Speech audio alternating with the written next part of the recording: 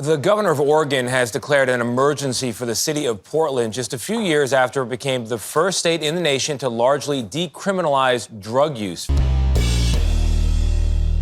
How's everybody doing? My name is Anthony Brian Logan, and today we got to talk about Oregon declaring a fentanyl state of emergency, an opioid state of emergency for downtown Portland, just about 4 years after decriminalizing all drugs in the state. Now, who didn't see this coming? Stevie Wonder could have seen this coming.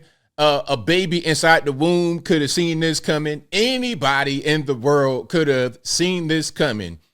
When you decriminalize drugs, when you just kind of allow things to go on and also enable it, giving out the paraphernalia, the drugs, and they had everything. You're talking about, at least in Los Angeles, and I think the same thing they were doing in LA and San Fran and Oakland and Seattle and Portland is all the same. All that left coast nonsense is all the same.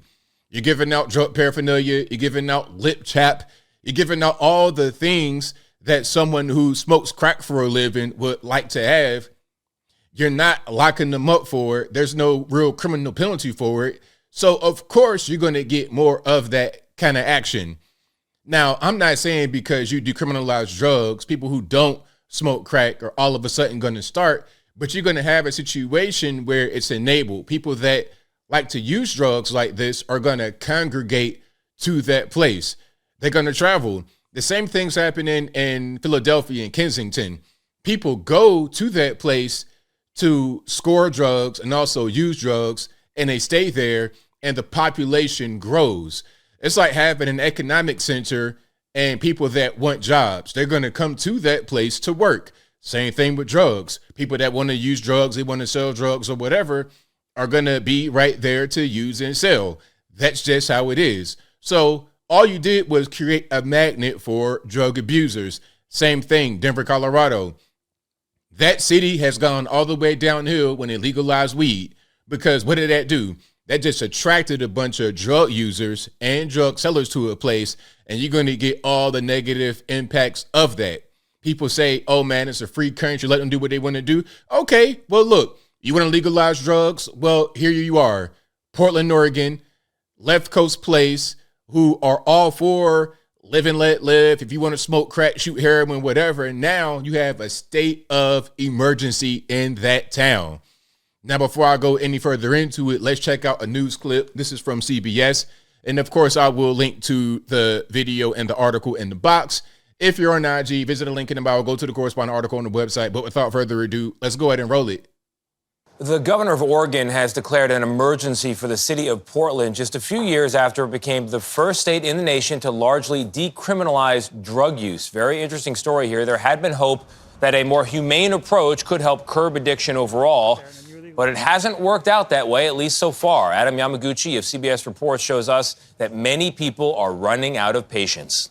What's humane about allowing drug use, enabling drug use? How is that humane? When you just say, hey, you want all your paraphernalia, you want whatever you need, you want to just be out here doing what, like, cool. And they're talking about, oh, well, there's resources available, people that want help, treatment.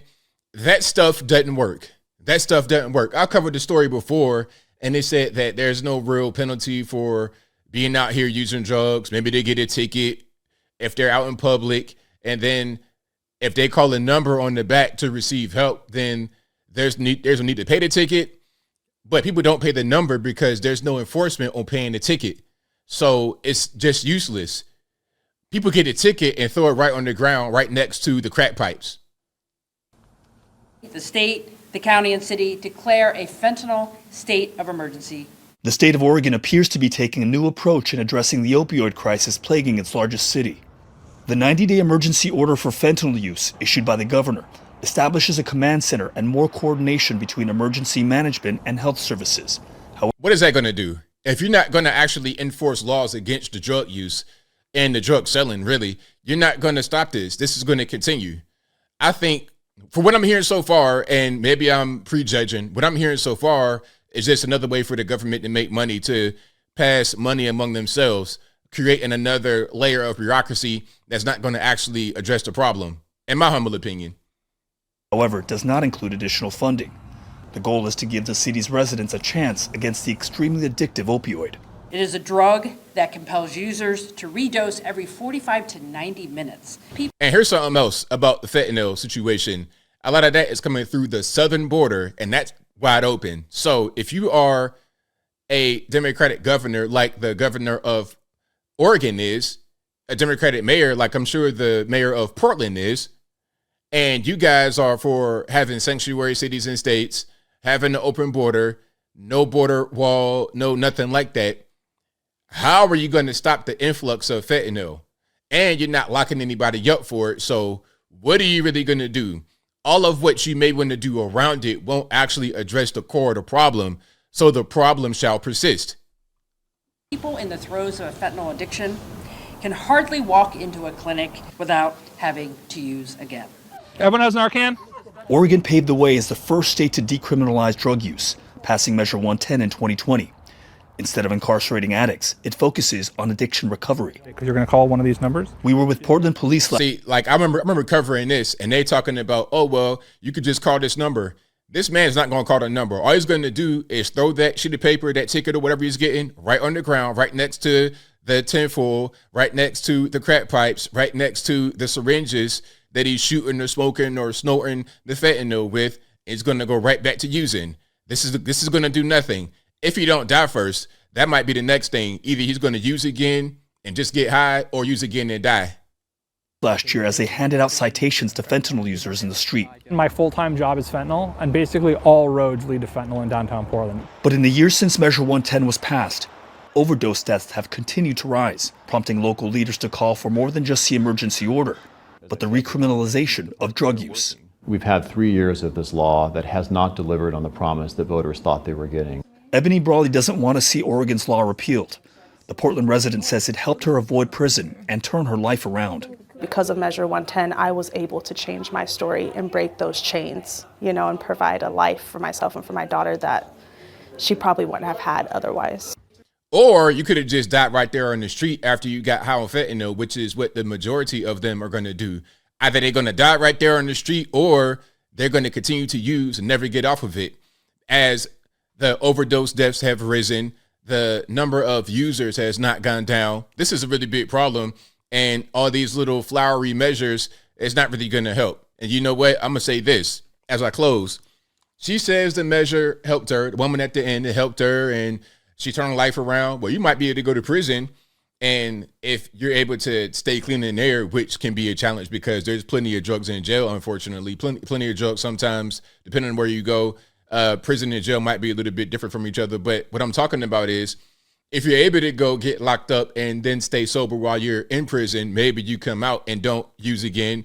Maybe you come out and get into treatment. Maybe you're able to do it that way rather than just letting stuff go on, letting people get high, letting the fentanyl just permeate the streets. And you know what? I'm going to say something else. This is like, in my opinion, a little bit of revenge from China. I don't want to get too deep into my opinion, my theory, but we all know about the opium wars that happened, a while back in China with Great Britain and all of that. We know about that and how a lot of their citizens were hooked on opium. Now they're doing it to us. They're giving the precursors of the opiates to the cartels cooking it up, and they're flooding the streets with it. And it's very cheap. It costs next to nothing. It's all over the place. It's synthetic. There's no need to really grow things to make it happen. Like you don't gotta. It's not like wheat. You gotta grow a flower in a forest somewhere. They can just create it in a lab, send it straight to us, and then now you got a whole nation hooked. And it's a way to weaken the society. It's a way to have us ready for any kind of invasion. If people are so high on drugs, drunk on alcohol, they're fat, they're 500 pounds, talking about, well, the reason why I'm fat is because of poverty, dumb things like that. That kind of nation is easily toppled over. But as I close, I want to say this. What's happening right now in Portland, Oregon is of no surprise. No surprise. Anybody could have seen it coming. When you just let stuff go on like that, it goes on. People say that when you decriminalize drugs, you're going to have less of an impact of the drugs. Well, if that's the case, then why do we have such a sharp increase in the number of overdose deaths in Portland specifically? Why? Obviously, this kind of measure in the USA at least does not work. Go back to criminalizing the drugs so you will have less deaths, less addiction, and the overall healthier place to be. But I think I'll leave that right there for now. And what say you? Do you think it was a good idea for Oregon to decriminalize drugs, or was it a bad idea? Whatever your thoughts are on that, let me know in the comments below. You guys know where I'm at. This was 100% a bad idea. And then some may try to challenge me on that, talking about, hey, ABL is their life. They could do what they want to do, all blah, blah. Find a place in the USA that's similar to Portland, Oregon, that has similar kind of laws, just letting stuff go on. Find me a place that's similar to Oregon as far as the number of overdose deaths where they have stronger laws on the books against it. It doesn't really happen like that. You know, again, I go to a lot of these, Atlanta a lot. I go to Miami. I don't see this kind of just patches of filth, crackheads everywhere. That kind of thing goes on in a place where they allow it. It's simple as that. Not only do they allow it, they enable it, giving the paraphernalia, the drugs, and all the tools they need to get their fix. That approach, that measure does not work at all. But whatever your thoughts are, please let me know in the comments below. And that's all I got to say for this video. If you like what you heard, please comment, rate, share, and subscribe. Peace.